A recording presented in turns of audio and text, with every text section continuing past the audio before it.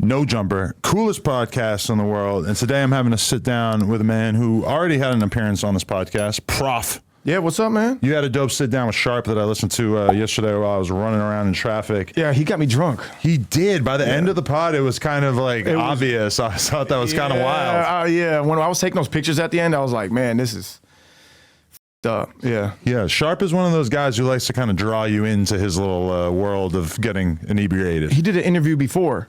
And so, you know, he came out that with a puff of smoke, like, oh, and I was like a chill. dragon. I was chill, and I had like, you know, maybe a little bit of liquor for me if I needed it to get whatever, you know, where I needed to go. But then he was like, "What up? I can't wait. This you bitches, huh? What's going on? Yeah, I'm gonna see you in 15 minutes." And some of his questions are so wild. He's like, "Oh shit! So how many bitches you on tour?" Yeah, I'm like, and you're like, man. I don't really want to say. Yeah, I'm not a porn star, man. I don't talk about it. That's cool. Yeah, I mean, you got to do that. You can't. Like, that's the one thing I regret about my younger life is like just how much more ass I could have got if I had been acting as if I didn't get any ass. Girls love the guy who seems like he's kind of untouched, whereas when they can tell, when they smell it on you that you f everybody that moves. Yeah. That could be a negative. I disagree. I think they like the confidence. You know what I'm saying? They you know. Yeah. I don't think anybody wants a virgin or something. Okay. But there's levels to it. There's nuance. You can be a rich, successful man whore.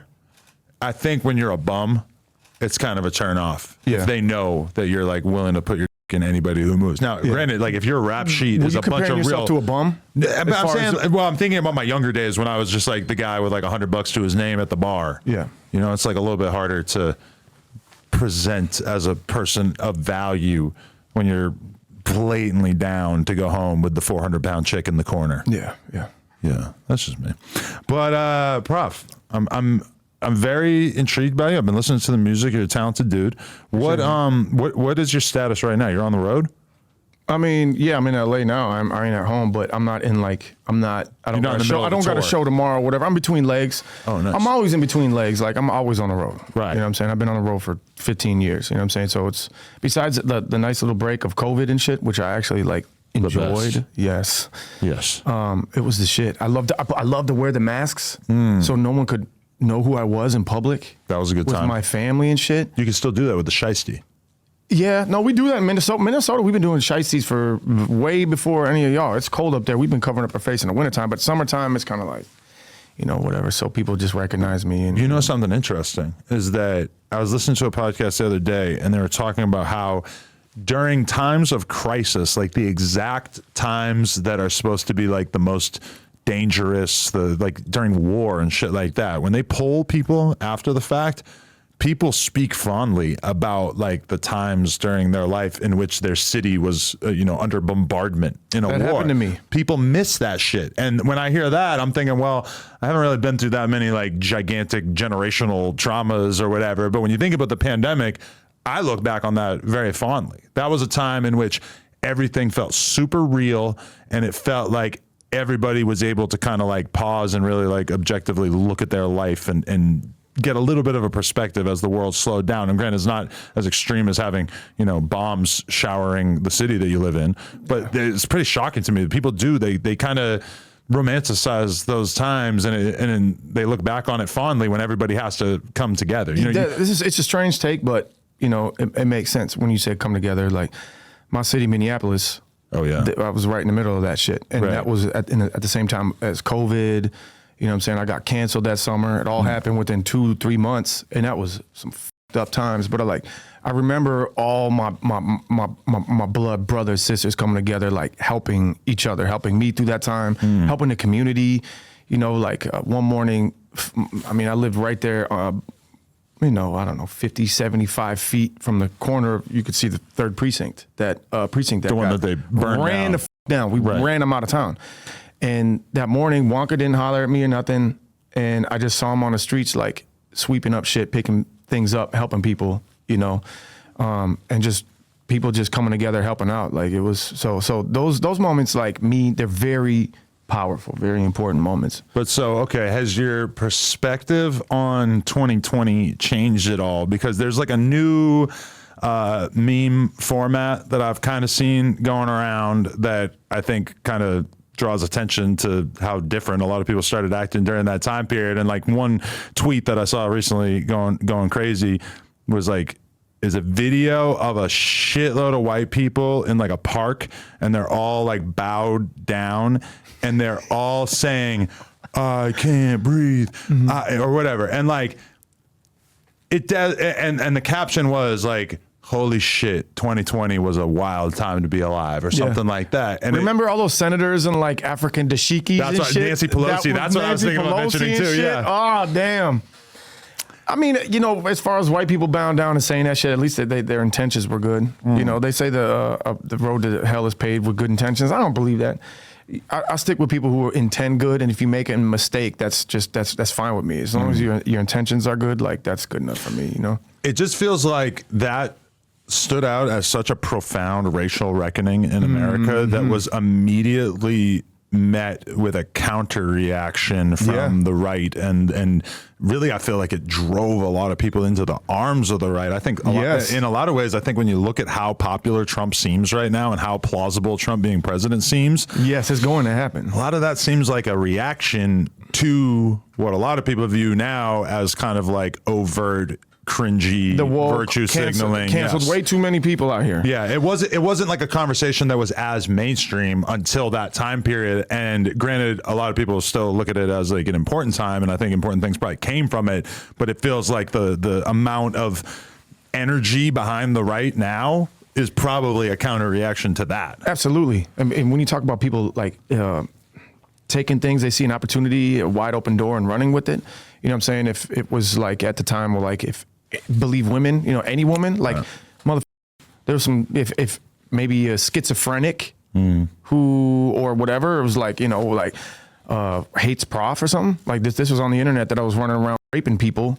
You know what I'm saying? Like, not true. So you actually had that where you had like legitimately crazy people who were basically like inventing narratives about you to kind of coincide with you being canceled about like if you want to step on anybody, everything's true. Dude, everything was so confusing. And then you read shit and the new words were coming out at that time, like gaslighting and like people were like, damn. And those words were so powerful that they just like people took them and used them for wrong reasons. They were used for good reasons. I would say most of all, like you said, that like those things were important. And, but yeah, it did swing the back, looking back now, you know, in retrospect. I know so many porn star chicks and rap people, like, you know, rappers and like rap industry associated people who were posting the black square, who were like, you know, posting long soliloquies about the state of race in America, who when I look at it now, like 4 years later, are like Trump voters, or at least like, you know, very, very much aligned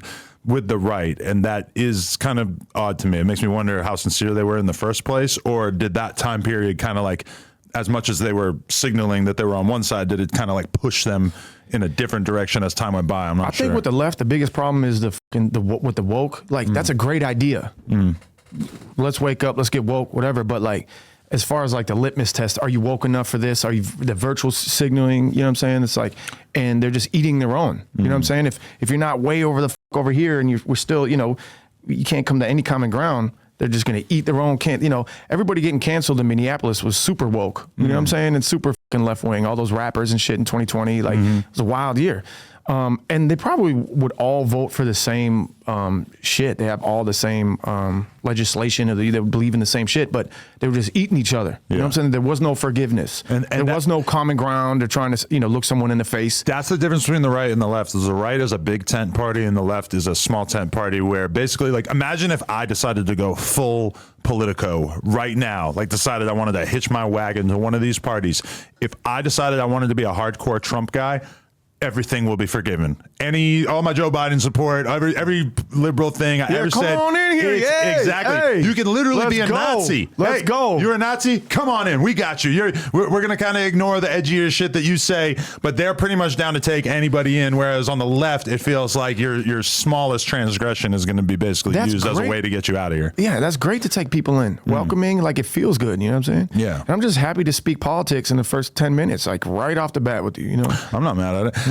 Because you know who I think of is, I remember Bernie Sanders did a campaign ad at a certain point, that like an online ad that basically like endorsed, or it was drawing attention to the endorsement that Joe Rogan had given to Bernie Sanders. He had basically remember that shit? said a bunch of positive stuff about Bernie Sanders. Yeah.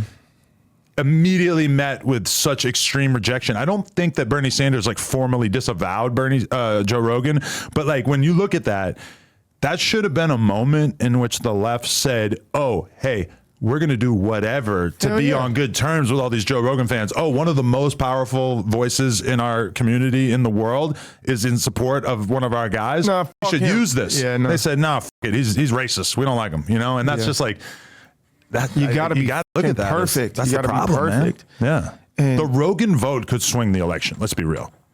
The Rogan, I think that Donald Trump will be the next president of the United States of America. I just think, like, man, you want to put a zombie up against this motherfucker? Exactly, like, yeah. You got a candidate that you and I cannot sit here and have an enthusiastic conversation about him. Whereas, like, if you go back to Obama for all his faults, yeah, you and I could both sit here and say, like, like wholeheartedly be willing to get behind the guy. Pause. Yeah. Oh, hell no. I know. I imagine myself like 4 years with this motherfucker again. I was like, ugh. Yeah. Like. So what was it like being in Minneapolis when the George Floyd shit really starts kicking off? It was intense, man. It was always, everybody in Minneapolis, if you live south side, north side, or in the streets in the city, it's like it's always been 12. It's always been like all my experiences with them.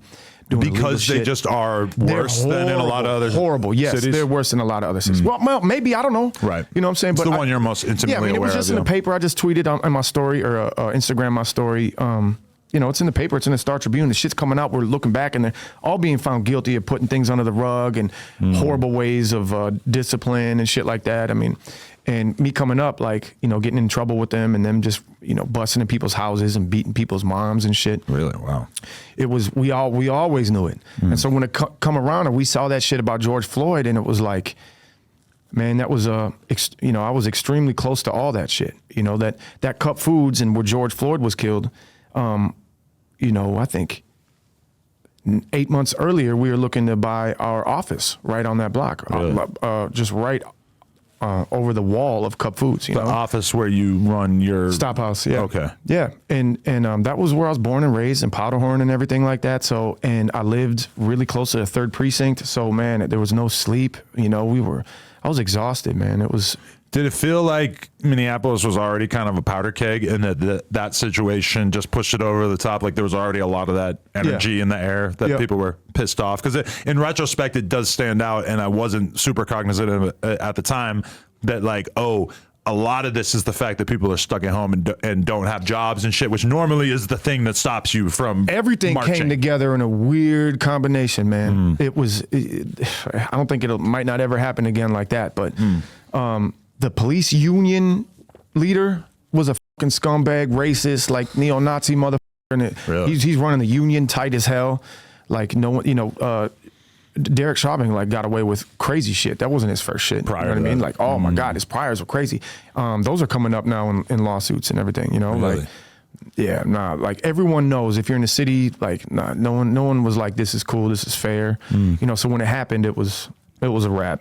Yeah. Right. So what do you do in that situation? Like, how did you embrace it? Or, I lived really close. You were all up in it, right? Really close. Yeah. I was like the first residential block. The other block was like the Targets and the, all that shit that was getting raided and everything like that. So it was like you would see when it was happening, if you were a bank robber or had any experience, oh shit, look at what's popping off. If you were a white supremacist, have any experience, let's go there. You know what I'm saying? And I remember people, there was footage of people like starting fires at like the AutoZone and shit like that. We look back and it's been confirmed. They've been convicted. it was white supremacists that started. That's just crazy because I remember seeing people say like, oh, these guys are secret, Republican white supremacists, etc. And I remember thinking like, yeah, maybe, but no, probably not. And then to see that really get confirmed is fucking wild. I was in the streets. My homies got strapped up. We were riding around protecting businesses, black-owned, color-owned businesses, houses. My crib was there. They came in. The white supremacists, Boogaloo Boys. Boogaloo Boys. That's what they call them, right? Going crazy. There was gunfights. Really? I was right in the middle of that shit, protecting things. It was the fucking Wild West, especially when that 3rd precinct went, you know, even before the 3rd precinct went for a couple of days, it was fucking wild. And were you happy to just be out in that environment, or was there part of you that was like, fuck it, I'm staying at home? I wasn't happy. And there was no choice for me. I wasn't staying at home because the resident, like I could tell that, all right, this ain't the neighborhood no more when my block filled up with cars. Then I went around and walked. The next block filled up with cars. The next block filled up with cars. It was like the Super Bowl. Everybody came in there and did this shit. This wasn't us. You know, so I was just watching people I got videos just chilling. I was on the porch of my crib trying to protect it. And, you know, everybody's doing their thing. Oh, what'd you get? PlayStation? Cool. Someone was friendly. But then, you know, when I got a little later, I didn't have a choice to be in or out. Like, I had to leave in the middle of the night because the house next to me was on fire. There was charcoal there, like that big apartment complex, 7-story apartment complex that went up in flames. People like to post that picture like, yeah, like, you know, justice, whatever. For me, that was scary as I had a newborn baby that was 14 days old, you know, and I was up for a week straight, and then, you know, I finally doze off, and I'm keep the ringer on, like, boom, like, where you at, dude? This flame is jumping. It's, you know, it's on the news, it's over your shit. So I'm like, you know, I gotta take a couple things that matter and leave because my house was filling up with smoke. That's how fucking close I was to this shit. You know, I had no choice. Damn. So yeah. When I look back on that, there was such a big part of me that wanted to just get out there and be in the middle of all the bullshit. Like, you know, but my girl had just found out she was pregnant, and she, like, you know, normally I'm kind of just doing whatever I want when it comes to like leaving the crib, but like she like really was like, no, you're not leaving. You're not going to be in the middle of that bullshit. We saw people in retrospect, I'm like, okay, you probably spared me some shit. It was not safe. We seen people, women get yanked up and just thrown into, you know, minivans and shit like that, you know, like. Wait, you think there was people just like sex trafficking in the middle of all this? Well, like I said, anything you wanted to do, you could go there and do it. Right. You know, there was people having fun. You know, I saw like Suburbans with a dude out of every window shooting guns, just doing, you know, burning out and stuff. And, you know, they did try to rob that bank with dynamite that was right down the street from me, you know, the block over. Like, it was crazy. Because, like when I was tempted to go be part of it, but like I wish I could name the people, but there's like some rival gang members basically in LA that they told me, like, I was trying to do a sit down with like these two dudes who like typically wouldn't get along, and I was kind of thinking like, oh, you guys might be able to be on good terms and do this, and one of them told me like, nah, during the riots we had a shootout. Like, it's like a year and a half ago, like during that shit, like, nah, we were at the CBS shooting at each other, and I was just like, oh fuck, like everything was happening under the cover of all that craziness. Like a lot of wild shit went down that people don't even know about. But all right, talk to me about being from Minneapolis and choosing to become a rapper. And when I always, like, people always ask me like why I didn't start rapping when I was younger, as if that would have been the obvious thing to do. And I think about it and I'm like, well, Eminem didn't come out till I was like 14 or 15. How old are you? I'm 40. How old are you? Same. A little younger? Oh no, is it 40? Okay. And I when I think back on it, like it barely even crossed my mind to rap when I was younger, just because it so didn't feel like the kind of space where I would ever be. No, I had to. There was nothing else in my space. Everybody was rapping. What was driving you to it? Or what was the scene like that you were around? Well, when I was really, really young, I just, you know, was just capping on just coming up with jokes, and because I didn't want to get into knife fights and shit. Like I was I was raising powder horn in the 90s. Like that was, you know, we had the highest murder per capita rate in the United States a few times, like in my hood. And, you know, I would try and go out in the neighborhood and kick it with these kids, and they would be like, you know, let's steal some bikes. Here's some nice. And I'm like, this is exhilarating. This is fun. When it came down to it, like, I'm like, no, I didn't have the balls for it. Or maybe I was smart for, you know, I didn't want to do that shit. I didn't want to get stabbed. You know what I'm saying? I was never like no shooter or anything like that. So it was like, I was just jokes, you know? And so, and everybody would laugh. I could insult someone who thought they were cool to put them on their level, and I, you know, up my status a little bit, and they wouldn't take it personally because it was just like battle rapping and shit. So, you know, so that's kind of the reason I did. And so also I love music. I love art. Like I was always drawing, you know, it was a perfect little pivot to to, you know, have a little weapon, carry, you know, a little lyrical knife per se, you know what I mean? Okay. So wait, it was a real culture of stabbing. You're making it sound like fucking London. Well, or no, something. I didn't have a, no. I was too young for guns. Okay. And so everybody was stealing bikes, and my people on the block were just, you know, carrying knives with them. I didn't really see anybody stabbed, but like that's what like the 10 to 13-year-olds had, you know, out the kitchen. Right. So, okay, you start embracing it more on like just like communication locally, but like how do you start taking it more serious? And what was like the hip hop scene like there in particular? Amazing. I would say the rap scene in Minneapolis, through like Atmosphere, and even before that. That's the name that I was thinking of. Is like Atmosphere must have had a big effect. And on even you. before them, no, I never.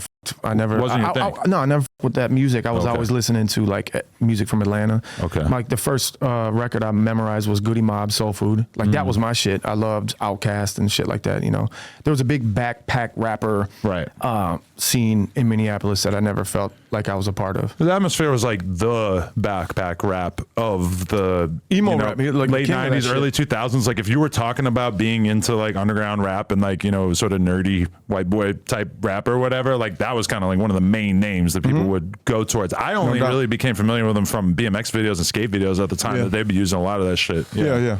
Definitely. So, okay, how do you like start taking the rap shit more seriously? I'm battle rapping. This was even before 8 Mile. I was battle rapping. It just was what we was doing. Like it was happening in Detroit, but it was happening in Minneapolis too. You know, so I was winning rap battles. I was trying to make it to Scribble Fest. You ever heard of that? Scribble Jam. Scribble Jam. Yeah, Scribble Jam. No, I remember hearing about it all the time back then. Scribble I've Jam. watched videos on YouTube. Yeah, battling and shit. And so I was kind of late to that party.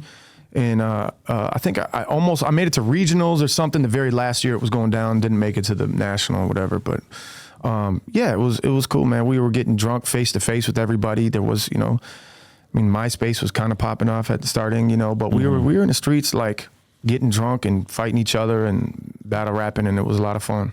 How do you transition out of that into more being focused on making music? I think it was an L I took to somebody who. I thought it was still freestyle rapping. And you know how it changed now. There's no like freestyle battles anymore. They just go in with pages and pages against each other. Yeah.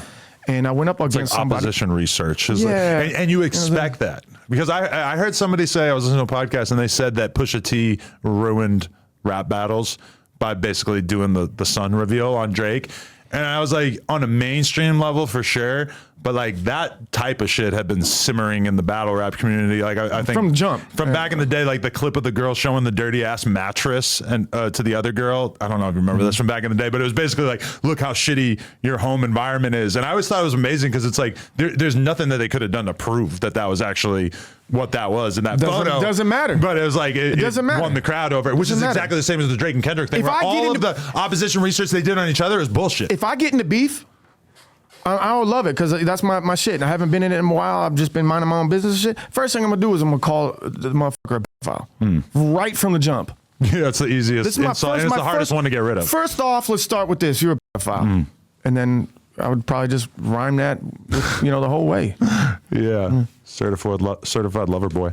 But okay, so you start to you took the L. Why the L? Because at that time I was still doing freestyle rap, and you know, when we were doing Scribble Jam, you wouldn't know your opponent until 10 minutes before whoever the winner was. So, and I didn't, you never knew those motherfuckers coming in either. So it was all freestyle. This dude went up against me. It was a big night. I was very, very popular. He was very, very popular. I went down and I was like ready to freestyle. I had a couple things on the top of my head. Like, you know, you got to go in with some punchlines or whatever. But Buddy just showed up with, 5 songs of written shit. And I took that L and I was like, man, and he won $500 that night. You know what I'm saying? And I was like, if I'm going to write 6 or 7 or 8 verses. I was already doing music. I'm like, bitch, I'm making a good ass song. There's no way I'm gonna write all this for one night. That's not worth my time. Like, I want some money out of this shit. You know, like. So then I was like, oh, I'm done with this. So then I just went straight into making music, just rap shit. Yeah. Right. Definitely. And so, how long were you grinding before it really felt like it started to come together? I didn't feel that till. Maybe 20 years? 20 years, maybe? 20 years? Yeah. So... I feel legit. I get in arguments with my homies and shit. I'm like, who has had a slower come up in the entire history of rap besides me? and I just can't fucking name one because Tech Nine has been around for a long time, but he kind of, you know, I don't think it took him 20 years, you know, maybe, but I mean, he's don't more know. had like sustained underground popularity. Yeah. It's just he doesn't really like broken through to a mainstream level, which if you listen to the way he raps is like 0% surprising because that's just not the style of rap that typically explodes. I didn't know until basically my last 2 records hit the top of the Billboard charts. So then, you know, there's not too much ignoring that. It's just kind of funny because people always try to use the explanation of white boys have it easy, or if you're white, it's easy to blow up in rap, which some truth to that when you look at certain if people. If you're a human, it's not easy to blow up in rap. Well, that's true. So there's there's nuance. You can look at race and shit, but overall, goddamn, like no one's gonna do this. Right. No one's ever gonna get here, especially now with. I mean, how many uploads are on Spotify per day? Yeah. It was like, I don't know the stat. I think it was like over 250,000 or something every single day. New songs. Yeah, it's insane. It's fucking impossible. Right. And for every you know, Jack Harlow, there's a mother toiling away in obscurity for a million years that. I came up with a lot of motherfuckers out of Minneapolis. They all got jobs now. Yeah. Yeah. Isn't that's a weird feeling when you realize like, oh, I'm the only person from high school that's still chasing their dreams in like a creative field, trying to do the type of shit that I was doing when I was in high school, and like everybody else along the way basically had to bail out and get a job and live a normal life. Yeah, it which took much respect to them. There's nothing wrong with honest living, but it is kind of crazy to be like, I'm the one who's still hanging on. And looking back, I'm not really too upset with a normal life either. I don't really enjoy fame. It's not something I really like. I'm gonna, you know, there's goals, financial goals, some things I want within my family and protection and shit. There's a couple more things I want to do, but bro, like, yeah, I wanted money, power, and fame, and I don't want fame and power no more. Like, I just want to be cool. You know? Yeah. I feel like around 40 is when that really starts man, to aren't you tap stressed in. out with this shit, man? I look at some of your videos and I'm like, I was just watching you know, before this shit, and all these names and everything you got to keep track of and everything, man. Like, damn, God bless you. I do love it. Like, I love just being in the mix of the underground street rap shit and everything. But it definitely, like, as you approach 40, I feel like is when you really start to, like, look at your life. And I've been doing a shitload of this lately and say, like, okay, what do I want for my life? Because the reality is at 40, you're kind of staring down irrelevancy. Because let's be real, when it comes to hip hop podcasters, by the time you're 50, yeah, it starts to get a little rough. You just made a joke because there ain't no irrelevancy no more, man. You could be an old ass rapper and podcasters. It's never been done before. You know yourself. You could do this as long as you want. You can do it as long as you want. The question is how many people are really going to want to pay attention to you, because I look at a lot of people in the media space, even outside of hip hop, and it does seem like around 50 is when it starts to kind of wane. And yes, some people get to be a Joe Rogan who's at the front of his field at 50. But for every Joe Rogan, I know a whole lot of people who seem like at a certain point there's 35-year-olds or 30-year-olds, et cetera, who are kind of, not to mention like a Kai Cenat or some shit like that, who's like fully not concerned with any of the legacy hip hop concerns that a lot of people from our generation might have. Would you have a sleepover with me? Would I have a sleepover with any adult man? Probably not, unless we were in like dire circumstances. I'll split a hotel room with you. Did Kevin Hart really sleep? Did Kevin Hart really sleep over, or is he like he's at 2 a.m. like I'm out? Like, is he really? Wait, Kevin Hart's slept over at Kai Cenat's house. That's what they say, like a sleepover. Yeah, 5-6 hour stream or something. Did he sleep over? That's what they call it. Oh, all right. Imagine how much explaining the team, like Kevin Hart's team, must have had to do to him to be like, this is a good idea for you to go kick it with this young ass kid for like 6 hours on stream. Like, I could just imagine Kevin Hart being a little confused when they first floated that idea by him. Yeah, I can't watch that shit for more than like 2 minutes. I'll check in, but I don't know how people can watch for 5 hours or what they do. Yeah. I don't even know, because you're right. I'm not a live stream guy. I feel like that's part of me being 42, is that it's like, I don't want to watch your fucking 6 hour live stream. I will scroll through Twitter the next day and watch a bunch of 40-second clips and shit. Club Shay Shay, don't watch it, but I'll see your Instagram clips. Right, yeah. I'm not really like dying to know every single thing that's going on. Even if it's something that I know I need to watch. If it's live streaming, I'm kind of like, I'll just catch the clips at a certain point, yeah. No doubt. Especially if you're fucking busy and you're doing shit. Yeah, and especially as a content creator who wants people to watch the full thing, that is kind of insulting, because we live like in the clip era. Where I don't want to go to my shows. I would never be in the crowd at my own shows. So I know what it is, bro. It's a different thing. Like, these motherfuckers just packed in like sardines, jumping all around all over the place, like going crazy. Right. I'm like, give me a table at the balcony, you know? But yeah, so how do you view your own sort of fan base at this point? Is it typically younger people or people who are a little closer to you in age? I don't know what's going on, man. I don't know what's going on. It changes throughout the country. Like you go to Albuquerque and they look different than, you know, Northeast. And we did some Appalachian shows.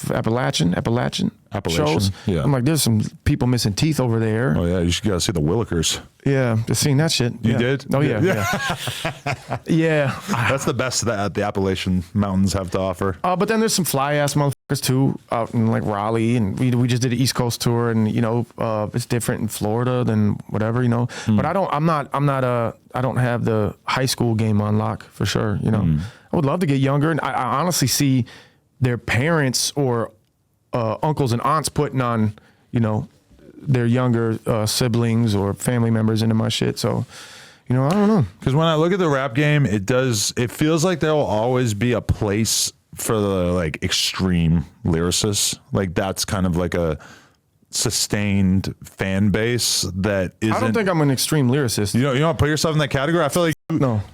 Okay, this is just me based on like listening to your most recent project, because it's not like I've gone through every single project and listened to all of them, but I feel like that's kind of like your main value proposition, is that you're doing like very interesting outside the box things lyrically, and not to say that you're not like, you know, doing melodies and harmonies, all this type of shit as well, but I feel like you're somebody who, you're not content to get on a beat and just rap in the formulaic way that a lot of people might. I'm down to rap formulaically if the beat seems like it is, you know, like I like to do everything. Whatever the beat calls for is what I'm going to try and jump and do. Like I feel like I'm the most diverse rapper artist in the game right now, because I have songs where I'm singing my ass off and crying and shit and like belting out notes, and I feel like I can sing, but then also I can do some, you know, I don't even really like lyrical miracle shit. I can rap fast, but I'll do it for 4 bars just to let you know I can do it, and then I'm on to some other shit. So, right.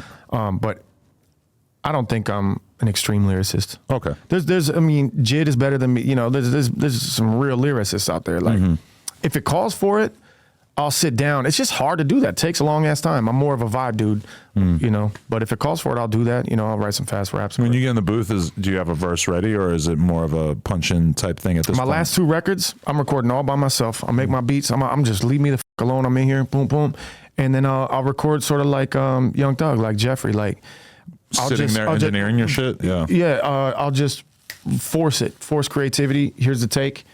Record, and I'm just top lining over something. You heard of top lining before? Is just where you do the mumble track, melody, mumbles, rhythms, and you know, sometimes if you're really on point, some words will come in and you'll freestyle content in there as well. But like, that's how I like to do my shit. And so, because it's all communication to me. If someone I'll get bored with the conversation if someone's only using the same tone over and over and over again. So then, bow, like, so if I'm going top lining over something, all right, 4 bars from now, woo, blah, blah, blah, blah, go on to some other shit, and then I did that for too long, and it's just, you know, that's the way I do my shit. I record like that, and then I will fill it in with words. And then if the words change it up, I might change the melody or rhythm too. I remember going to the studio in probably like 2017 with Rich the Kid and seeing him do that and being like very shocked, like, what the f***? This dude's on drugs? What's going on? Yeah, because when you first hear him do it and you're like, what the f*** are you doing? Just like, you know, making like a random noise and then slowly turning it into words. Yeah. But then I found out that like that's what all the big songwriters do too, is that they basically just hear the beat, freestyle a flow or whatever, and then they'll work on it a little bit and then turn it into words as time goes by. And when I found out that that's not just a rap thing, I was kind of shocked. When I started, I had, you know, I'm gonna write a whole 16. I put the headphones on. I didn't really talk much, and I just wrote. And that shit is like garbage. Because it's just too, it's not expressive. You got to get yourself in there and act like you're having a seizure. Yeah. You know, I'm surprised that he had you in there, and because like I'll do it by myself because it looks fucking stupid as hell. You know, I'm surprised he had you in there doing that. But yeah, there was so much lean being drank in the studio that night that I'm not sure if he even knew I was there, to be honest. But yeah, that kind of thing. Yeah. Okay, so yeah, like. You're just talking about like what your style is and shit. Like how has the process been of kind of like discovering your style as the years go by? Because I imagine that there's been a lot of changes and fluctuations over the last 20 years or so, right? Yeah, sure. I don't know. I don't think. But you try not to intellectualize it? I don't know. I don't know. I think that question might suck. Say it again. How it's changed as it goes by? Yeah, like what kind of rapper were you when you started and versus now, and like how did you get there? Like what do you feel like has changed over time? Things will change, but I don't go in thinking, okay, now I got to change. Mm-hmm. You know what I'm saying? I just got to go in there and not create for nobody else. I got to go in there and just fucking say what I'm, you know, like I do top line over shit, but when I put in words, they got to be kind of right on for me. Like, but I'm not in there like, oh, I'm changing. I mean, retrospectively, I look back at these records and I don't know, I think I'm still getting better because I'm still fucking angry as hell. You know, I'm competitive and I'm still getting better. I think the minute I'm satisfied, I'm just going to start getting worse. How often do you record though? Oh, man, do you do it on the road or just when you're at home? I can't do shit on the road but perform, man. I put everything into that shit. So like when I'm at home and I find some time. Do you think if you had the Lil Wayne separate tour bus thing going so that you could just hop in the studio that would work for you? No, I have to, my voice, I don't talk on the road. Oh. I say my voice like that. Like I got to hit these notes. Like that's important to me. I don't rap over no background vocals, nothing. All these notes that I record in that take me 80 takes. I'm like, shit. Then people want to see that live. I'm like, I got to learn that shit and really like. So you have to practice before you go on tour to just make sure that you're on point? Oh yeah. No fucking doubt. Is every set different or do you keep it pretty similar on the road? Every year I'll tour the same, you know, once I tour the country, I'll come home, you know, change everything. But it's basically the same thing throughout every new city. Yeah. Definitely. Like you and Sharp talked a lot about touring. Like, why do you feel like that's emphasized so much more in your career than some artists? Obviously, like a lot of artists are on the road a lot, but when I was listening to you talk about it, it felt like you were like a real road warrior. Yeah, I mean, it's only because I'm one of the best performers in the world. Like, I would love to not tour. But every time I go back, I mean, every show, I fucking kill that shit. And false humility is worse than arrogance. I know what the fuck it is. I know what's going on over here. I'm a better performer than Taylor Swift. Really? Yeah, I'll say that shit. My girl and I had a big argument recently where I kind of conceded that she was probably right, but she was arguing that what Taylor Swift does on any given night is more difficult than what an NBA player does in a given game. And she made the point, she's like, that's 3 hours of her sprinting back and forth on the stage while singing, wearing high heels, versus an NBA player is one of 5 guys on the court, and he's not playing the entire game, and they're kind of like jogging up and down. I do both. So I kind of saw her point by the time we got to the end of the conversation, even though I started the conversation thinking that is obscene to compare Taylor Swift to LeBron James. But I don't know, like, but you're not playing for 3 hours, right? Yeah, no, I'm not. But I'm playing straight through. I've never really, I've seen video of her and everything. But you know, they go through breaks. They come over here, other things happen, you know, it's crazy. But when I'm on, it's hour and a half, 2 hours every time, you know, and I play basketball and I do really good shows. Is it ever hard? NBA is You think it's harder? Yeah, I think the NBA is pretty competitive. I would assume. I'm just looking at all these monsters running up and down that court, and I'm just like, Taylor Swift isn't risking taking a fucking elbow to the face. No, but if you took look, Taylor Swift has got the biggest show in the world. Yeah, all the best people in the industry working for her, and I'm sure it's like super creative. All the music videos are the shit. Like, you know, like I recognize Game. She's an amazing performer, but put her in a small venue with 100 people who never heard of her and 100 people who've never heard of me. It's not even close. When you're on tour, you got a van? Like, how do you go about doing it? In the bus? Yeah. Okay. So that's got to be relatively comfortable, right? But you don't party on the road at all? You just try to leave that behind? Man, I partied for a long time, bro. Long time. I've put some bricks through some trophy stores and ran out with trophies, and you know, I've done all the drunk shit, jumping off rooftops and, you know, having 10 naked people in the swimming pool. You know, I've done all that shit. Because when you first start touring, every city seems like this opportunity that you absolutely have to seize upon, and then as time goes by, it just becomes more and more obvious to you that this is unsustainable to party hard while you're on the road, even without the drugs and stuff, just staying up all night and everything like that. Like, I think if you really want to last on the road, you kind of got to have enough respect for yourself to get the 8 hours of sleep and try to find a fucking salad. You have to. Yeah. You have to. You see a fucking roadie that's like been on the road for, a good 10, 20 years. Yeah. Like you think he's like 70 years old. Motherfucker's like 43. You know what I mean? Like it fucking kills you. A new thing came out about shift workers, people who work overnight. They die 15 years earlier. Really? You need the circadian rhythm, man. You need to wake up and hear that light. Like when I get older, every tour I come back, I'm like, damn, like I'm working out constantly to prep myself for this tour. And after the tour is done, I come home and I'm like, I can feel it's about 1 month on tour is about 3 months straight workout, eating well. That's what it takes to get back to where I was before. Yeah. Do you think it's possible for you to be able to live like the healthiest version of your life while on tour though, if you really were on your P's and Q's, or is it just not an option? I think it's possible. I have to, A lot of sacrifice. Yeah, I'm a light sleeper, so it sucks to like, all right, you're done with the city, and then you hop in the bus and you're banging all the way down Indiana roads, the worst roads in the country, and it's just like, But I don't know. It's not something I would want to do though. Right. Like so, I'm gonna work as hard as I can for the next year, 2, 3 years, and then like be able to not tour again if I want. Like basically semi-retire with that you money, Yeah, because like early on, you probably felt like this is life or death. Like you, hell yeah, you either tour or you're never going to be anything. And then as you get older, you start to feel a little bit more like. And I'm reading a book by this band Against Me, or by the singer who actually transitioned from male to female. But this is like my favorite punk band from high school, Against Me. And I'm just like reading her biography, and she's just talking about those tours and just how fucking insane it was being on the road for all those years, and then realizing like when they got signed to a major label that it was like, this is not a choice anymore. This is like, this album needs to sell 100,000 copies or you're done. Yeah. So you got to be on the road for months and months and months at a time, and like that pressure just eats bands alive. You know? Well, everybody, they will fly in to my shows. They're my fans are incredible. They'll fly in from all over the world. They'll buy these meet and greet tickets to come see me, or the shows will be sold out, and they know they maybe this heard the word of mouth or was at another show before, and they're like, this is going to be the best party of the summer. They've been looking forward to this shit for 40 days. They're going to turn the fuck up and get drunk as hell. They got their girlfriends around them. Woo, let's go. But me and Wonka been done this shit, 8 shows in 10 days, or we've been on the road for 3 weeks, and this is the party of their summer, party of their lifetime, maybe.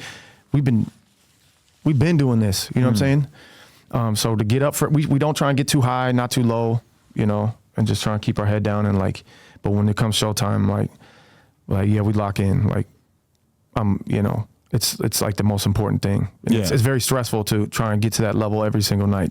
Yeah, because the other 23 hours of the day are like solely focused around making this show happen. And then when it actually happens, you know that you need to be 100% there and present, but it's very fucking difficult when obviously there's a million different things that could go wrong and usually are going wrong at any given time when you're on the road, right? Yeah, where am I shitting? What's the backstage? Every day I don't know where I'm shitting. The toilet paper sucks. Even in world-class venues, the fucking toilet paper sucks. You know what I'm saying? Showers are shitty. It's isolating. It's like, it's very glamorous for that hour and a half, 2 hours. You know what I'm saying? It's incredible. But you get right back off and it's fucking grimy as fucking, I'm sleeping in a little bunk, like a little coffin, trying to nap before the show, and the line's down the block, and everyone's, well, I hear them, yeah, and I'm just fucking by myself. You know what I'm saying? Like, I don't, I can't, especially I can't like go out after the shows where I'm at, because there's thousands of people in the streets, and it's just like, so it's isolating as like, I don't see nobody, I don't touch nobody for a month. You know what I'm saying? So. Yeah, no, it's a wild feeling because you're like so isolated on that bus or whatever, and then you go to perform and you're Mr. fucking cool guy and everybody wants to talk to you and shit like that, but you are kind of like incapable of engaging that the way that you might want to. If you had 5 fans who showed up at the show, you'd have time to talk to all of them for a half hour, versus like when you have 1,000 fans, you can't really connect with anybody on any like real level. No. So you're like isolated when you're on the bus, and then you're also isolated when you're surrounded by people who love you and think you're the coolest shit in the world. And even in meet and greet, it's still isolation. I don't know these people. They're assuming things about me. I'm not having a normal, natural conversation. They're like presenting me with gifts and shit. I'm like, I do not want any more gifts at the meet and greets. I love them. Some are incredible and shit like that. But like, I do not want to line up and have people just present me frankincense and gold. You know what I'm saying? Like that ain't my shit. Like, myrrh's cool. Myrrh's cool. Okay, cool. Yeah. Mer goes hard.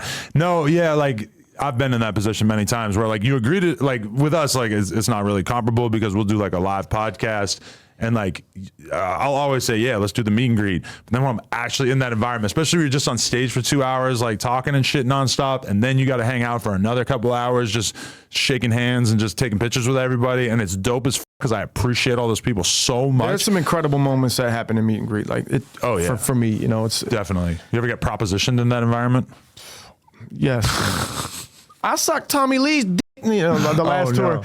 So you get the propositions of ones that you don't really want. Well, yeah, ones I do. Yeah, I mean, it's all, yeah. I get it all. Definitely. Yeah, man. Yeah. It's some real rock star shit, man. I'm really been on the road. Like, we really doing these shows. Like, but you stopped doing shows. Well, remember when you're doing them live joints from the big theaters or whatever? Yeah, like I remember I pulled up to one in LA probably the day after you guys, and I'm like, I wonder how they're gonna. I bet they're not gonna do too many of these because it's fun. You know what I'm saying? Like you got a lot on your plate, and you get into a whole new world that I don't know if you're gonna like, and then you didn't do no more. I like the idea of it. It's great to interact with your community like that. However, the problem is that financially, it's not the best use of my time. It's like there's a whole, like I would be way better off just like sitting around here doing interviews all day and not having to like kind of put myself in this environment that I'm not 100% comfortable with. Like I with it to a certain extent. I like it, but also I'm just way more at home in my sort of like solitary lifestyle, family, couple of friends with, et cetera. Like, I don't know. It's like, but then meanwhile, like a lot of people who've been part of No Jumper over the years are kind of like more gluttons for that kind of attention. Like either because they haven't really like lived that much of it. You just called your coworkers gluttons? I'm talking about past hosts, but, but like, you know, they haven't necessarily done the fucking famous guy getting to do the meet and greet thing as much. So it's like, it's a little bit more appealing to certain people. And then they kind of look at me like, why are you not more excited about this? Like you should be head over heels for this. But also I just sort of see like the short shelf life of it. Like the great thing about this interview is that I could look at the YouTube analytics on this interview in 10 years and be like, I made $40 this year off this fucking interview. And I'm glad I could do that for you, dog. I'm glad I could do that for you. Thank you. And I mean, obviously it'll make more in like the time right after you do it, but like I can look back on all my own old interviews and see that there's still accumulating comments from people where this meant something to them so far down the road. Not to mention like that person becomes newly interesting to the world and people go back to that content over and over, and creating that archive of content is like the thing that really appeals to me. Versus doing a live show is dope promotion and it's a great way to engage with the community and stuff. You but concerned with your legacy? You concerned with a little bit, but like you do that and then it's over. And it's like, it was a great moment in time, but like, I don't know. There's something about events that just it's never appealed to me as a businessman to like just do events. I don't really want to throw a party. I do it sometimes, but I'll also be like racked with anxiety the entire time. Whereas I don't feel that doing interviews. Yeah. But as far as legacy, no, I wouldn't say I'm like super concerned with that. At some point I'm going to die and I'm not going to even know what the fuck my legacy is. So whatever. When I hear people talk about legacy, I feel like it's presumptuous because, you know, you walk into the bookstore, you walk into the library, and like 90% of those authors are dead, and 90% of them, nobody's going to remember. I like that. Shit, I didn't expect that take from you. It's about the moment. Okay. Because I've lived a few lives.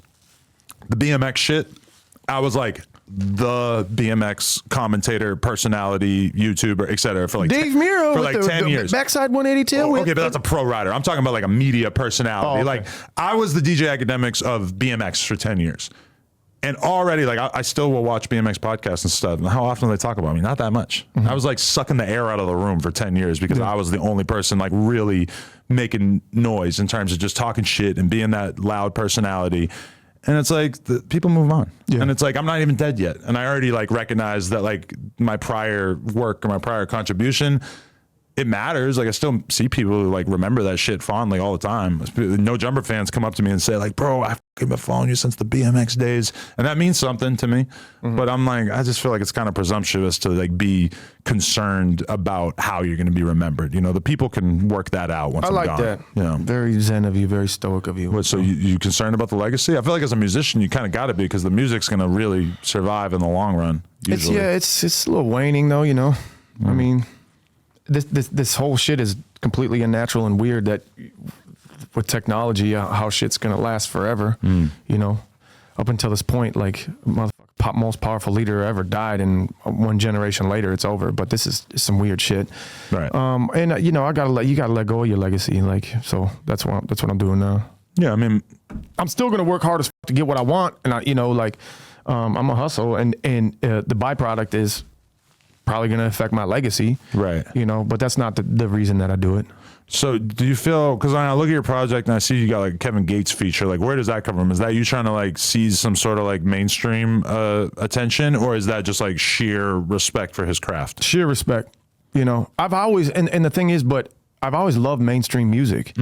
I think there's people in the underground are always like, man, I'm gonna stay under here and shit. I'm like, there's a lot of shitty music in the underground. At least mainstream, it has to cross some sort of threshold of quality control. You know what I mean? If you're like a mainstream artist, there's at least a few things that you're doing right to be able to seize that kind of audience. And, and anybody who like writes off people who are just like big mainstream popular artists, it's like, or even like comics that you think are trash. It's like realistically, if you go see that guy perform, there's a reason why thousands of people show up to see him. You know, it's like there's always a reason. It's very unlikely that there's that many idiots. So the reason I reached out to Kevin Gates is because I love his shit. And yeah, he's a big artist, whatever. You know, on my next record, I'm reaching out to other people that are big too. You know, it is what it is. I'm not a fan of some shitty struggling artist out of Indiana whose music is awful. You know, I like good music, so a lot of it happens to be mainstream. You identify as a Hoosier? No. Oh, okay. I'm from Minnesota. All right. So Hoosier. You said Indiana. I'm just like forgetting. No, yeah, I'm just saying some random town. You know what I'm saying? Oh my God, Hoosier. I used to have a lot of friends from Indiana, and I always make like Hoosier jokes to them, even though I don't actually know what that means. It's like just a thing they call each other. Would you know, Wonka? What's a Hoosier? All right. I don't know, but what is the logo? What is the? Is it Hoosier something? I kept hearing you talk about Wonka, and I was just wondering. I'm like, it's not the Wonka that I know from back in the day. That's Willy Wonka. That's my bet. That's my ace over there. But there was a fixed gear dude back in the day named Wonka who I hadn't thought about for like 20 years until I watched some random fixed gear essay documentary video and remembered this dude. And when you kept saying Wonka, I was just thinking in my head, I'm like, there's no way. There's no way it's the same guy. But there's probably only so many people walking around called Wonka. What you got for us, bro? A native habitat of Indiana. A native inhabitant of Indiana. Oh, all right. Oh, that's lame. Yeah, that's stupid. I thought it was an animal or something. Why do you guys call him Wonka? Willy Wonka? You got some chocolate? Well, yeah, look at him. No. Shit. As soon as I said it, I was like, oh. Drink him in. Sounds like a racist joke. Drink this man in. Yeah, you can't see behind those lights or something? No, I can see him. Good looking guy. Yeah. Pause. What gives you meaning in life at this point? Like what keeps you in this place? You sometimes feel like I'm just doing this because I've been doing this for so long, or is this the thing that makes you feel like this is why life is worth living? I mean, still it's probably just, well, as far as life, that's some weird philosophical shit. But as far as my career, it's anger keeps me going. Just being angry. I felt like I've been the shit for so long, and you know, no one came calling. You know what I'm saying? I feel like my songs are top pop catchy worthy, but then at the same time, like my sing songs, I think they're incredible. I think I'm the shit, and I'm just angry that, you know, I'm still trying to, just work off of competitiveness, like that Michael Jordan shit. Like I took that personal. You feel underrated? Yeah, yeah. And that's great. I feed that shit. You know, my whole life, you know, I'm trying to do forgiveness and let that go and everything, but some of that shit still holds its purpose. You know, I like, you know, telling myself that they think I'm underrated because I still got, you know, still helps serve its purpose and drive my shit. Right. No, definitely. Has there been times where you felt like you tainted your art in order to try to get more of a mainstream audience? Have you ever crossed that? No, never. No. And I think if anybody makes art or makes music to try to just get mainstream and make it for money, that's an awful way to be. Because first off, you're not going to make it. And if you just love creating art because it's godly and it gets you high and gets you a fulfillment, something that never existed a half hour ago now exists in his universe, you brought it out. That just is the craziest form of fulfillment to me, that if I didn't make it, I'm still doing something that is just giving me goosebumps and giving me purpose. You know what I'm saying? So That's the reason I do it. Whether I make it or not is just because I have to. I have to paint. I have to. You know, I'm a painter. I have to make something because it's been my therapy. Looking back, you know, looking back at my childhood and my upbringing and all the crazy shit. And I'm like, that's the reason. How does painting feel different from making music? I feel it's exactly the same. I do it the exact same way. Big ass canvas I like to work with. I go in there and splash huge colors right off the bat. And I say, is that worth pursuing? Yeah, no, then I'll change it, whatever. Huge brush strokes at first. And then as it refines, I'll, you know, boom, boom, boom, more details. And it's the same thing with music. It's just like, what is this drum loop? Do I like this? What's this either sample or what's this lick? Wow, it has to be good within the first 3 or 4 things. And then I can see it's there or not, you know, and then you start to refine and get harder and harder and more time consuming type of shit, you know? Right. Does the size of the audience that's going to consume the art matter to you? Because when I think about like painting versus like me doing a podcast, like if I were to just sit down and go paint tonight, it's like, I feel like the program running in my head is always taking into account how many people are going to be affected by this. And that would make me feel less satisfied with the painting thing. Granted, I'm just not a painter, so inevitably I'm not going to feel satisfied with it. But like, is that part of it at all? Because when you make music, you're assuming like millions of people are probably going to hear this as time goes by. I don't even assume anything. I don't think about that. I don't give a what anybody thinks or about my music. Like only when I'm creating. Once it's done, whatever, like how are we going to sell this, whatever. Once you're done, you got to figure out what the value of it is and how this could be presented, but you can't think about that too much while you're doing it. When you're making something, bro, I can't make something for someone else. Oh, how would you like this? Oh, this brush stroke right over here. Do you think they'd like this? Or do you think, you know, constantly doing that?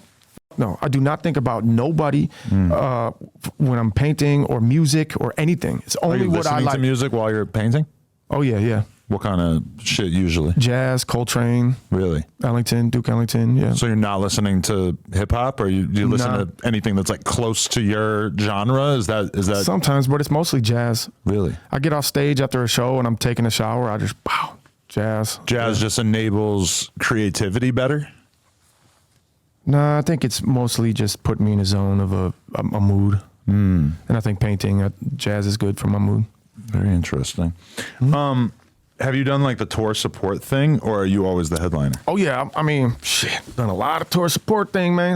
You know Andre Nicotina. Oh yeah. Opened up for him for 2 months straight, way the back in the day. Opened up for Murs. Are you familiar with Murs? Yeah. Opened up for Atmosphere. Opened up for anybody else? I don't know. But that's always a tough decision, right? Because it's like when you're opening for a larger act, you're not making that much money. Oh, we ain't making shit. And you're not really like speaking to your fan base as much. You're going to have some fans there. That's how I cut my teeth though, man. Is by playing shows that objectively we're not really getting a great reaction. Whatever. Yeah. But that's like an important thing to kind of learn as an artist, right? Yeah, in the beginning it was, in the beginning that's what you need. You need to open up for people and you need to be in front of new audiences and win them over physically, you know, and then after the show, I would come back to the merch booth, drink with everybody. We handed out 250,000 free CDs when I first came up of a CD called King Gampo. And that's what changed everything. Since King Gampo, I think I've released 5 records and they're all the fucking shit. But since King Gampo, you know, that's how we won people over and we've handed out all of them. Like that changed a lot of shit and we lost a lot of money, but it helps when everybody around you sells drugs and the record label is a drug selling Wait, what record label was a drug selling operation secretly? You want to confide in me with that to the world? Mine. Oh, your label was founded on. It helps to have a little extra money. It's like Murder Inc. Yeah. Is he the Am supreme? I going to jail? He's No, that's statute of limitations. We've been clean for a long time. So. Okay, but you were in the streets early on. That was part of how you got things off the ground. Yeah. Oh yeah. All the OGs, big homies, were like, all right, we got this dude. Like, yeah. That's dope. I don't think I might not have been able to do it without it. Well, how long have you had the mustache without having them? Like for, you know. Sometimes I snorkel and I got to shave that motherfucker off, but damn. Shave it off just to snorkel. What, it's hard to fit the thing in there? Or what? Oh, you're trolling me? Okay. No, that's for real. I went to Bailey's and, you know, if I want to snorkel, you know, I got to shave it off. But, yeah, I've had it for a long time. I don't know. It was a weird fucking joke about being creepy and like looking weird. Yeah. And then it just stayed. And then I'm like, my pops. Like he had a mustache. I just have a permanent mustache, and it's weird as looking. You know, it's creepy as hell. I understand. You know who iDubbbz is? iDubbbz. People say, I don't know who that is. I don't know who that is, but I see it in comments. He's like a super famous YouTuber who kind of looks like. People say that I look like him. I was imagining you without the mustache, and I'm like, oh shit, I'm imagining iDubbbz now. Content Cop. Who are me? Whatever. Stop snitching. But that was his big series, Content Cop. He would like tear apart other YouTubers. I like that. Yeah, needed to have. It was a sign of the times, for sure. Fuck. What was I just thinking? Is it cool if I just pee my pants? You want to go pee? Yeah. Can you cut? Sure. Yeah. Take a piss. For real? You could do that? Yeah. Oh, we're not live or anything. Oh my God, I've been holding it for so long. No, yeah. Give me a sec. I'll meditate on it. Yeah. And then you're like, yeah, man. Is it cool if I pee my pants? No. Laura scold him. Freshly free of urine. So, okay. What was the cancellation like? Like, what were the tweets that got you, and how was this time period of your life? That time period was hard as hell because, like I said, like I just had my baby, just got out the fucking NICU for, you know, it wasn't doing too well. Spent a week in the NICU. You know what I'm saying? He was fighting for his life. Things are good now. Not fight. Yeah, totally. Okay. Not fighting for his life, but without the NICU, he wouldn't be here. But so, and then, the day my baby was born, everything shut down. So like the hospitals were, you know, then there was that whole COVID craze. Oh, wow. You know what I'm saying? Day of. Wow, Yeah. that's crazy. Yeah. Because my girl, she found out she was pregnant basically as COVID started. So I had like a 9-month window, you know. So what, did people start digging through old tweets or what? Yeah. So, I mean, and the funny thing is it's the same tweets that I left up from when I got kind of canceled in 2017. You know what I'm saying? It was just old ass tweets from 45 years ago. And most of them that like the best ones that, you know, really was the shock value was when this is literally from 14, 15, 16 years ago when I was like watching it was out of context. I was watching a comedy special. And I was just tweeting my favorite jokes. You know what I'm saying? So Anthony Jeselnik got me canceled. You know what I'm saying? Fucking Andrew Santino got me canceled. Really? Yeah. So, but at the same time, I had an old DJ that had been already fired 5 or 6 years ago. That I canceled him privately. So I fired him. You found out about him doing some shady stuff? Or? Yeah. That he got the ball rolling like a mother. It was the biggest domino effect in Minnesota music history. And it started so small, and this dude was right in the middle of it, and it was started with one person, and then it just caught fire just like our city did at the same time. People were at home, they were desperate, they were alone, and no one was really trying to make anybody better. They were just trying to hurt everybody was just trying to hurt everybody. I remember during that initial 2020, the summer of fire or whatever the they call it now, that was definitely one of the few times in my life where I was like, I'm not tweeting. I need to stay away from whatever the is going on right now. Like nobody wants to hear a white guy say anything right now, and nobody wants to hear a white guy say anything critical or funny or, you know, I was just like, you know what, I'm just going to fall back for a few months. And I would have loved to have done that, bro. Yeah. And I was doing that, especially with the George Floyd shit, man. I was really invested in that shit and trying to become a better man, thinking about what being a white man means in my city, growing up with all my friends and my close loved ones who are black, listening to them. My house was right by there, so I would host, you know, we'd be in a protest and we'd come back and clean out people's eyes from smoke and shit like that. And I was not sleeping already, you know what I'm saying? And then this shit comes up and it was like, it was like crazy. So those tweets, you know, if they first came after my old DJ that I'd already way been separated from and hadn't spoken to in 5 years. And then they were like, well, look at this dude. And so with what you're doing, talking about not tweeting or whatever, like I was obnoxious. I probably still am. Battle rapping ass motherfucker. Shock value type of dude out of Minneapolis. And I was easy target. Wow, that's the poster boy, man. I haven't liked that dude for so long. This is my opportunity to go get this motherfucker. So, you know, as good things happen to you in your life and as you become successful, it's also like filling up this meter. Like it's a fighting game. Yes. And on the side, there's a meter that's filling up, and it's everybody else's resentment about you becoming successful. And at a certain point, once you've taken enough W's, boom. Yeah, and you it's at the top, homeboy. Come You on, way yeah, up there, I dog. know all about this. But no, it's funny you say 2017, it happened as well, and then it just happened again worse in 2020. I left the tweets up. That's how it works, is Yeah. that they chill out for a while, and then it becomes new again. Yeah. Yeah. And so back then I was like, okay, I'm not going to run away from, I'll leave those tweets up. And then 2020, it was even worse. And then the So what, like the label dropped The label dropped me in the middle of the night. At the time? You don't want to cloud them up? Okay. Yeah. Okay. They were cool. But did they like even seem like they actually felt like you were a person, or it was like they were just under mad pressure from the peanut gallery? Peanut gallery. Yeah. Very, because like, look, when it all came said and done, there never was no fucking allegation. Right. Now one motherfucking person, you know what I'm saying? Like no history of anything. You know what I'm saying? Like, little did they know, a lot of these righteous rappers and everybody behind the scenes were doing the backpack hip hop, I'm woke type of shit, and I was wilding out in my music, but they were doing sex, drugs, rock and roll. I was staying at the crib, like minding my own business, hustling, So then, I'm talking to my label. What's going on over here? How y'all feeling? They were getting canceled too, everywhere, And then I'm calling them. Boom, nothing. They ain't even responding. We try to reach out for them for like 2 or 3 straight days. They're not responding. This is my management and my record label and my management. Oh, wow. You know what I'm saying? So we were like, okay, we know what this is. Right. So I think they were hoping that I'd be the poster boy, and they came out with They put out a statement? a statement in the middle of the night at like 2 a.m., like thinking that maybe the algorithm would push it up. I don't know what the they were thinking about with this 2 a.m. shit. Wow. And it was like, But that's what like real companies do. You got bad news for the stock market, you drop it on Friday at 5 p.m. or whatever, and then ideally it doesn't. but that shit blew the fuck. It's And still, yeah. I was trying hard to get press, bro. It was national news. I was in the national news. Misogyny. I made the fucking paper, the Star Tribune.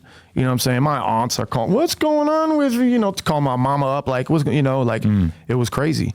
And then that statement didn't really help because it was talking about like. What was the words? Like, not only misogyny, but like violence against women and shit like that. Violence has a very blurry definition at this point. This conversation's violence. Yeah, violent words or whatever. But yeah, I'm so glad we're in 2024 where we can laugh at that shit. Yeah. But how did you get through it? Because I'm assuming you were fucking depressed, probably going through a lot of. I was already not sleeping. Yeah, it was tough because I had never seen nothing like it. I didn't know how to react to it. And I was trying to take as much accountability as I can to become better anyways, because I was going through that shit with George Floyd. But you're not saying the shit that they want you to say because they. There ain't nothing you can fucking say. Besides, And you're like, it was a joke. And nobody wants to hear that. Yeah. It's just like jokes don't exist. Once they decide they're going to cancel you, the idea of like it was a joke doesn't fucking work. Or that was 13 years ago. Yeah. That's Like the time was crazy. everyone like, wants it to was act way like, different. Like the internet now is exactly like the internet back in the day. 14, no, now it would be 15, 16 years ago. Like everybody, one dude was like, man, I was really mad at you, but then I looked at my shit from then. I was just dropping the F word like crazy. I'm like, yeah, bro.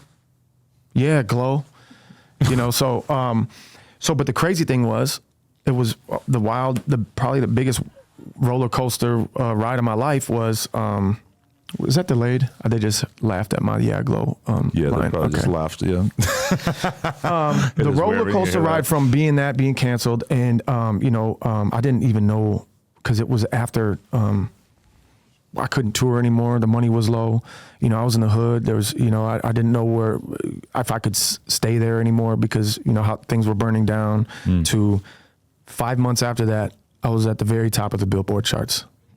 So 5 months after the after they cancellation. dropped me, Yeah. I was at the top of the Billboard charts, 100% independent released. To what do you credit that?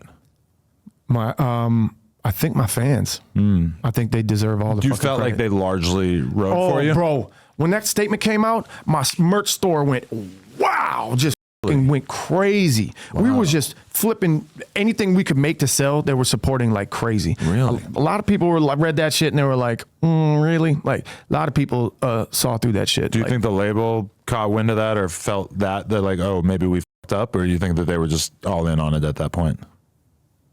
All in on the cancellation of you. You'd have to ask. I think they're still, you know, they were dealing with some other cancellations on the side, but really? I mean, obviously they like to make money because in the statement they were like, we didn't vet this guy, we didn't vet his music. Might have been the first record label in the history of the world that dropped someone for the content they released. They released me for they were like, the content is hurtful and da da da. I'm like, that was that's your content. You know what I'm saying? Like you released that shit. I didn't release it. Yeah. You know what I'm saying? And so they said that, but then afterwards I was like, let me buy those records off you then. They still profit into those records to this day. Oh, they didn't want to sell them. Nah. They're making money off those records. Yeah. Off of, you know, what they said was violence or whatever, you know what I'm saying? Right. So, still would like those records back, but definitely. But man, that's dope to hear that your fan base like rallied around wild. you. Yeah. It was the best. It was, I can just spin around the fucking globe and pinpoint the exact moment that was the best moment in my career was that moment. I was freed up. I could release anything that I wanted. I already had a management team with my best friends. We just we didn't need a label. We shouldn't have, you know, so we were free to do anything we wanted. Fan base came and rallied like crazy. I was in the press like crazy. Now, motherfucker, everyone's talking about me. I'm in a newspaper. And then when they figure it out, they're like, oh, what was it? What was it? Like, oh, wait, nothing. He didn't do nothing. Like, people came. It was like crazy. So Powderhorn Suites was at the top of the Billboard charts. And then my follow-up record, Horse, even higher on the Billboard charts, #2 rap record in the world. Well, it must have felt great. Yeah, it was, especially Powderhorn Suites, that first record that came out right after that. I was like, I could breathe. Would you sign to a label again, or was that was the end of that part of your life? There's no way that would ever happen. And I think even when I signed to that label, I was like, I'm not ever signing a second deal with anybody because I already got what it takes. Like, my dude, I got some geniuses in there, and ain't no reason to split up the pie besides someone else coming in to take my money. Like, we already got what we want. You don't think that a label has anything to offer somebody like you? Because they do make stars out of people, but at a certain point, an artist also kind of has to look at their career and be like, well, maybe I'm not meant to be, you know, #1 on the fucking charts. Maybe I don't need the push that Interscope could give me, and I'd be better off running my own. I wouldn't trust. I wouldn't trust them to push me. Like, you walk into these, I've been hollered at, you know, I've walked into these companies and you're just like, people are emailing and you're just like, you don't know these people. They're like, oh, what's on you're just an email on the list. And in case, I mean, there might be one big wig ass motherfucker that's like, all right, this is the most important. Besides that, you're just like on an assembly line with other musicians, not being able to release shit on time. Like, that ain't me, man. That's no. Yeah. I'm making money. They will just come in for that, you know, like, yeah, there's no way. I don't need an advance. Yeah. Ain't any amount that I advance that I would have to pay back anyways. I know what it is, man. I've read contracts. I'm a grown man. Like, I'm very experienced already. I know it's not that. Yeah. It's funny because like I've never signed to artists, but I've signed OnlyFans girls. And when I think about what the precedent is for signing an OnlyFans creator versus the precedent for signing a label or like an artist to a label, it's just like, oh, nobody would ever accept the terms that people accept all the time from major labels. From labels, yeah, because they I'm gonna own pipe dream. your shit in perpetuity. Like you can't just escape. Like, no, you're locked down. Like we got this whole big thing, and like if you don't want to be like, that's wild to me. Like when I think about that, yeah, there is something that the labels have to offer, but it doesn't really seem like it's worth it for the vast majority of artists. And these motherfuckers that you think were smart are dumb as hell. These people at labels do not know what the fuck is going on. They're late as hell. They're doing what worked last year or 5 years or 10 years ago. You know, and my guy, Mike Campbell, like, shout out. Like, everyone wants to take him from me for good reason, because he's always educating himself on what's the next best practices, what's the new algorithm on Instagram this month, you know, and they're not doing that shit. They don't care. All I need is someone who cares about my shit and who just stay steady and just stay working. That's all you need. Definitely. So when you look at your career though, is it does it feel like a cheapened version of being a successful rapper, that there's such time and energy you have to put into social media and creating all these different types of content and stuff to keep the fan base engaged or bring new people in? Like, is that I can't keep up with the Joneses with that shit. There's way too many. Like, I don't like it. Yeah. I'll go hard and create content for like a week or two. Like, that's what I'm doing here in LA, you know, going crazy. I'm doing as much as possible. And then we just break that up into a crazy amount of clips, and we'll spread that out, you know, for the next 6 months. The music video was fucking dead. It's all about quick, good looking IG clips and reels and TikToks and shit like that. But so you don't bother to put too much effort into music videos at this point? no, I will. I still do it. Cause that's what, I mean, that's my bread and butter. If anybody want to take a deep dive on that shit, like those music videos that I've been a part of, and Buddy sitting over there in the other room has been a part of, like, that's what we're best at. My live shows, music videos, I'm still going to throw in money and lose money just to make some cool shit. Right. Yeah. How much do you spend on a music video? The most you ever spent?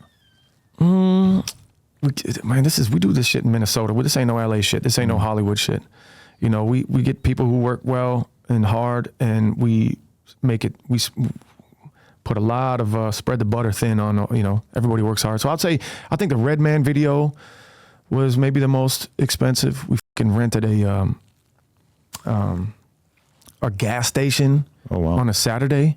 They don't like to close down on a Saturday, you know, so that's really expensive, but that's a rapper classic. Pull up to the gas station and shoot a fucking music video. Rented the whole shit down. So yeah, I mean, we had that whole block locked down. That was probably 70 or 80 grand. Yeah. That's the most I've spent. That's what I was going to say. Is like, I could very easily shoot a music video for like a couple of grand, or I could very easily think of how we're going to spend 100 grand on this. Yeah. And it's the value is, sometimes it feels a little dubious. It's the idea. It's the ideation, the content first. What like that's what's most important, is like, what can we do to grab someone's attention, and what's different that hasn't been done. And sometimes, like, that's a really, really cheap music video. Like, I got a music video, Bar Breaker, put it out, I don't know, 12, 15 years ago. It's just a snorri cam on my shit. But I'm like, it starts with me I got buried with dirt, and it starts with me under the ground. I get up, jump into a van. People are naked fucking in the van. I'm fucking in a bang bus. I'm rapping to the camera. It's only a GoPro, you know?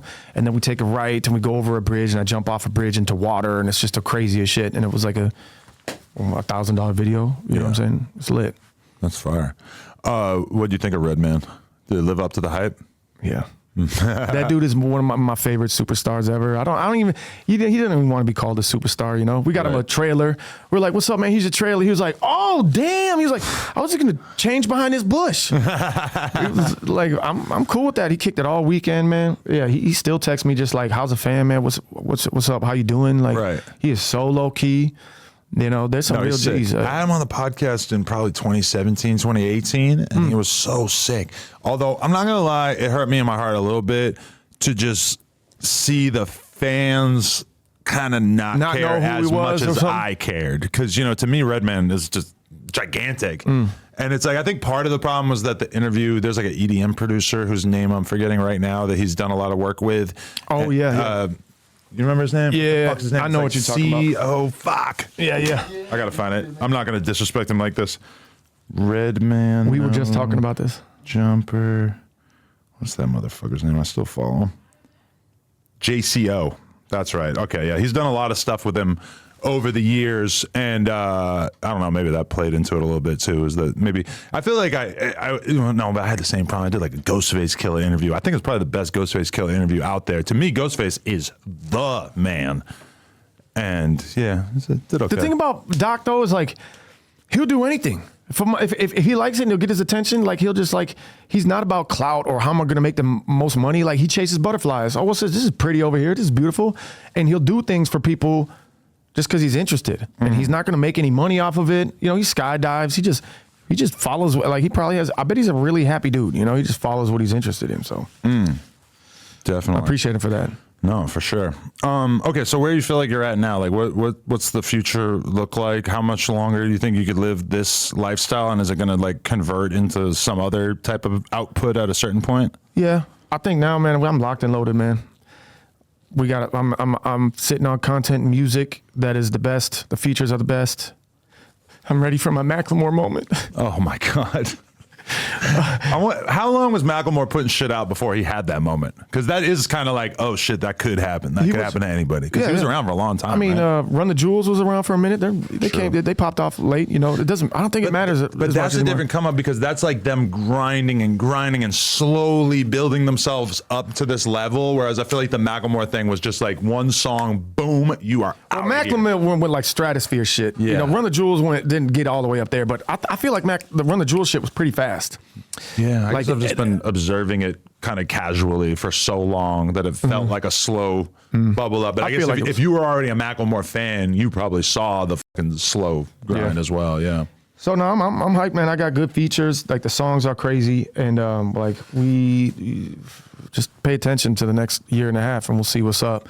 I plan on releasing a record either late this year or sometime next year. Just however, you know, we can get these features back because you know I'm trying to hit grand slams right now. I'm like hollering at the most famous people in the world now that I'm like got some juice. You know, who's the GOAT feature that you could imagine getting? I'm talking to him right now, so I don't really want to. Yeah, you don't want to jinx it. I feel that. Yeah.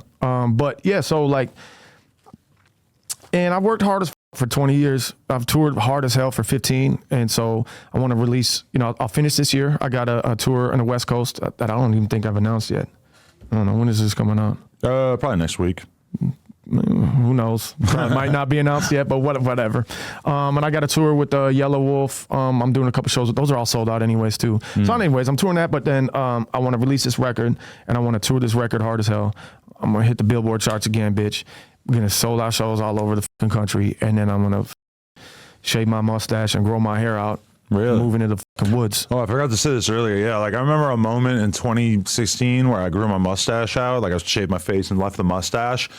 And I was just thinking, like, you know, this is cool. Like, I'll fuck with this. I'm a fucking hipster ass white boy. I can just rock a mustache for a while. And then a rapper like looked at me and was, I don't even remember who, and he was just like, "The fuck is that?" And he looked at me like I was just like a fucking like, "What is wrong with you?" And I just remember in that moment feeling kind of ashamed of That's my usually ironic my mustache. look. That's my look. Yeah, but you got to persevere. They'll get used to it. They'll fuck with it. Yeah. But That's usually how they talk to me. They look. If I introduce, they say, "What the fuck is wrong?" But with I this feel like motherfucker?" you're lucky because you have like lighter hair on your face, so it looks less like an 80s cop. Thank you. When you have like a really dark mustache, I feel like that gives off a little bit of a different vibe. Yeah, I just imagined you like that. Yeah. And I hated you. Yeah, I could see that. Yeah, there's something about a really dark mustache. Yeah, that's gross. And you also keep this going too. For me, it was just straight shaved, just mustache. Maybe I'll do it for a little while. I don't know. All right. Yeah, provoke some people. Yeah. I can't believe how fast this went by. Yeah, that was a fast. Is it really almost? Is that the real time? Or so, hour 20. Let's do another hour and a half. I wish I could, but I got to whack 100. He's going to storm in here and start cleaning the table if we keep this going. That's what I was about to do when you kept me late. Oh, yeah? Yeah. It wasn't that late, was it? My fault. It wasn't that late. It was cool. All right, Prof, I appreciate you, bro. Man, hell yeah. Good meeting you. Thanks for the look, It was dog. great getting to talk. I enjoyed that Sharp interview as well. You guys had a whole thing going on. I encourage We got everybody. drunk, yeah. That was a funny one, yeah. This is the sober Prof interview. He gives me cigarettes when we do podcasts together. He gave you alcohol. No, he gave me a cig. At the end, I said, run your pockets, motherfucker. I need a menthol. Oh, shit. Yeah. Now, he's a cool guy, or a Parliament guy, I think, for the most part. Oh, was he? I don't know what he was on during that interview, but. When you came, because you could still get him back then, I think. Yeah. Oh, yeah, the menthol era is over, yeah. That's bullshit. Out here, at least, yeah. Bullshit. It's fucking horrendous. Let us live, man. That's why Trump's going to win. All right, Prof, appreciate you, man. My dog, for No real. jumper. Like, comment, and subscribe. My dog, I appreciate you, Prof. Yes, sir. All right, guy, let's go.